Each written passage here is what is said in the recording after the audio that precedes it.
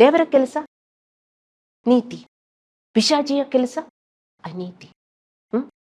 ಮತ್ತೆ ನಿಮ್ಮಲ್ಲಿ ಕೋಪ, ದ್ವೇಷ, ಭಯ, ಆತಂಕ ಇದೆಲ್ಲ ಇಟ್ಕೊಂಡಿದ್ದರೆ ನೀವು ಸೇವೆ ಮಾಡುವುದು ಯಾರನ್ನು?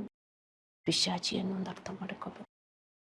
ಅವನು ಸಂಬಳ ಕೊಡ್ತಾನೆ, ಅವನು ನಿಮ್ಮನ್ನು ಸುಮ್ಮನೆ ಬಿಡುವುದಿಲ್ಲ. ತಕ್ಕೊಂಡು ಹೋಗಿ ಎಂದು ಹೇಳಿ ಬನ್ನಿ ಬನ್ನಿ ಬನ್ನಿ, ನನ್ನ ಇಷ್ಟೊಂದು ಸೇವೆ ಮಾಡಿದೆಯಲ್ಲ ತಕ್ಕೊಂಡು ಹೋಗಿ ಅಂತ ಅಲ್ಲಿ ಪೇನು ಇಲ್ಲಿ ಪೇನು ಏನಾದರೂ ನಮಗೆ ಬರ್ತದೆ. ಅಲ್ಲಾಂದರೆ ಅದು ಲೋಸು ಇದು ಲೋಸು ಏನಾದರೂ ನಮಗೆ ಕೆಟ್ಟದಾಗುತ್ತೆ. ಅವನು ಪೇ ಮಾಡ್ತಾನೆ, ದೇವರು ಪೇ ಮಾಡ್ತಾನೆ. ಅದಕ್ಕೆ ನಾವು ಯಾವಾಗಲೂ ಖುಷಿಯಾಗಿರಬೇಕು, ದೇವರಿಗೆ ಸ್ತೋತ್ರ ತಿಳಿಸ್ಬೇಕು, ದೇವರಿಗೆ ಸ್ತೋತ್ರವನ್ನು ಸಲ್ಲಿಸಬೇಕು. ಮನುಷ್ಯರಿಗೆ ಒಳ್ಳೆಯದಾಗಬೇಕು ಅಂತ ನಾವು ಯೋಚನೆ ಮಾಡಬೇಕು. ಮತ್ತೆ ಸೆಲ್ಫ್ ಕಂಟ್ರೋಲ್ನಲ್ಲಿ ಇರಬೇಕು. ನಿಮಗೆ ಸೆಲ್ಫ್ ಕಂಟ್ರೋಲ್ ಇಲ್ಲದಿದ್ದರೆ ದೇವರನ್ನ ಸೇವೆ ಮಾಡುವುದಿಲ್ಲ, ಪಿಶಾಚಿನ ಸೇವೆ ಮಾಡ್ತೀರಾ.